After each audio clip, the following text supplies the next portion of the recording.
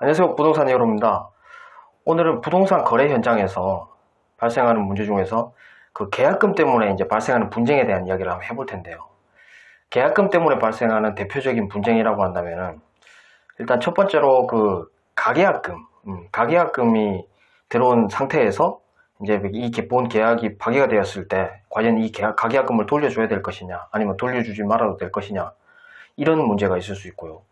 그 다음에 그 계약금은 입금되지는 않았지만 이제 구두로 합의되거나 아니면 이제 직접 계약서를 작성하는 경우, 그런 경우에서 계약금을 송금하기 직전에 계약이 파기된 경우에 과연 이 계약을 본 계약으로 볼 것이냐 아니면 계약이 아닌 것으로 볼 것이냐, 뭐 이런 분쟁이 있을 수 있고요. 그리고 마지막으로는 계약서도 실제로 작성을 했고 계약금이라고 송금도 했지만 이 계약금이 이제 뭐 10% 이내인 경우, 뭐 5%, 3% 이런 경우에 실제로 송금까지 다 끝난 상태에서 이 계약이 파기가 되면 실제로 위약금이 발생했을 때 이 위약금의 범위를 어디까지 볼 것이냐, 이런 분쟁이 있을 수 있습니다. 그럼 첫 번째로 가계약금이 입금이 된 상태에서 과연 이 가계약금을 돌려줘야 되냐 아니면 말아도 상관이 없느냐를 판단을 하는 그 기준이 이제 어떻게 되느냐에 따라서 이제 달라질 텐데요. 보통 가계약금이라는 걸 송금하는 그런 상황이라고 한다면은 이제 매물이 나온 게 있는데 그 매물을 봤더니 이제 너무 마음에 드는 겁니다. 근데 지금 당장 돈이 없어서 지금 가진 돈만으로 이 매물을 내가 올 때까지 다른 사람한테 주지 마라, 이런 차원에서 이제 뭐 다만 몇십만 원, 뭐 혹은 몇만 원도 주기도 합니다. 드물게는. 그렇게 하고 이제 정해진 날짜 내가 뭐 며칠까지 혹은 몇 시까지 와서 이제 그 계약금을 들고 와서 본 계약을 하겠다라고 이제 구두로 약속을 하게 되는 경우입니다. 그러면은 사실 이렇게 보는 거죠. 이제 매수인 입장에서는 내가 무슨 일이 있더라도 이 매물을 내가 그 매수를 할 건데 지금 당장 돈은 없으니 조금만 기다려 달라, 이런 이제 신뢰의 의미로 이제 가계약금이라는 걸 주는 것이고요. 그 매도인 입장에서는 좋다, 당신이 이런 의지를 갖고 있으니 내가 당신이 올 때까지 이 매물은 다른 사람한테 인도하지 않고 내가 갖고 있겠다라는 약속의 의미를 주게 됩니다. 그러니까 이 입장이 좀 애매해지는 것이죠. 근데 이제 실컷 이렇게 약속하고 나서 이제 매수인이 집에 가서 이제 주변 이야기를 들어봅니다. 들어봤더니 자기가 이제 판단했던 거하고는 조금 다른 이야기를 막 주변에서 많이 하는 거죠. 그래서 이 계약을 없었던 걸로 하고 그냥 가계약금을 돌려달라고 이야기를 하는데, 뭐 매도인은 그 계약금 당연히 안 돌려주려고 그러겠죠. 그런 경우에 대법원 판례를 보면 그 기준을 좀 정할 수 있는 그런 사례들이 있습니다. 대법원 판례에는 가계약금을 송금을 하고 나서 계약의 중요한 부분이 합의가 되었다면 그 계약금은 돌려주지 않아도 된다라는 내용을 판시하고 있습니다. 그 판례에서 말하는 계약의 중요한 부분이라고 한다면은 예를 한번 들어보겠습니다. 보통 뭐 이제 그 매매인 경우에는 이제 전체 매매 금액이 얼마, 그리고 뭐 전월세 같은 경우에는 보증금이 얼마, 월세가 얼마, 그리고 이 돈을 며칠까지 중도금을 납부하기로 하고 혹은 며칠까지 이제 잔금을 납부하기로 한다라는 이런 구체적인 약속이 돼 있으면 계약의 중요한 부분에 대해서 상호간에 합의가 돼 있다라고 이제 판시를 하고 있습니다. 이런 경우에는 대부분 판례에서도 가계약금을 돌려주지 않아도 된다라고 명시를 하고 있기 때문에 이런 경우에는 이제 안타까운 상황이지만 이제 그 매도인 입장에서는 돌려주지 않아도 상관이 없는 그런 상황이라고 볼 수 있는 것이죠. 그리고 두 번째로 계약서는 이제 직접 매물을 봤는데 너무 좋은 겁니다.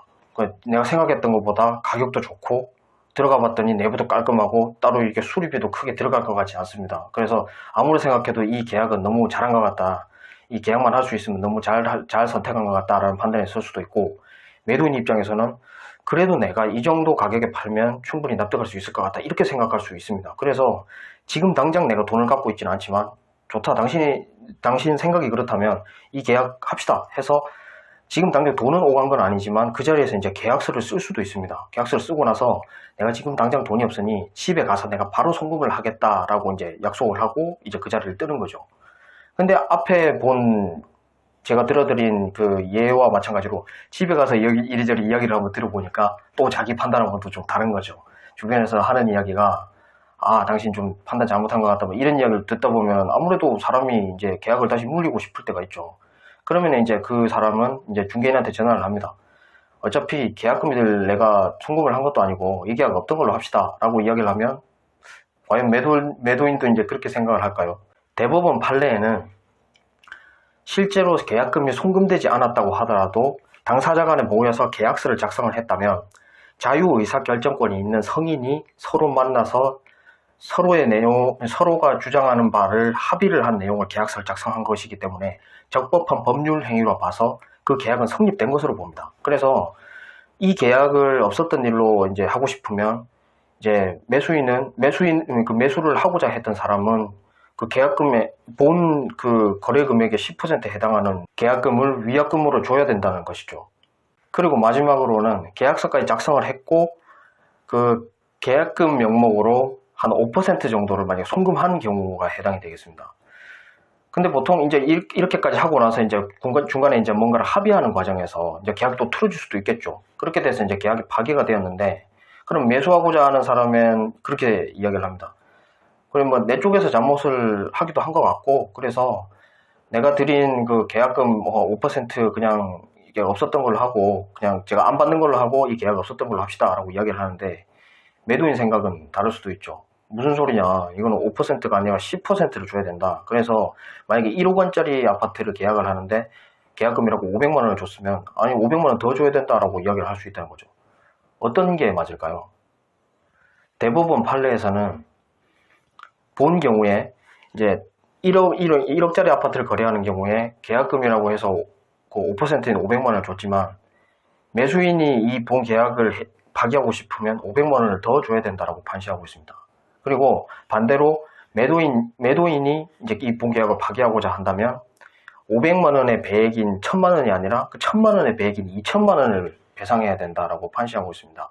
그래서 제가 지금 앞에서 말씀드린 그 세 가지 경우가 지금 계약금으로 인해서 발생할 수 있는 여러 가지 분쟁의 이제 대표적인 사례라고 할 수 있는데요. 뭐 이 경우 외에도 이제 계약금 때문에 발생하는 여러 가지 문제가 있을 걸로 제가 생각이 듭니다.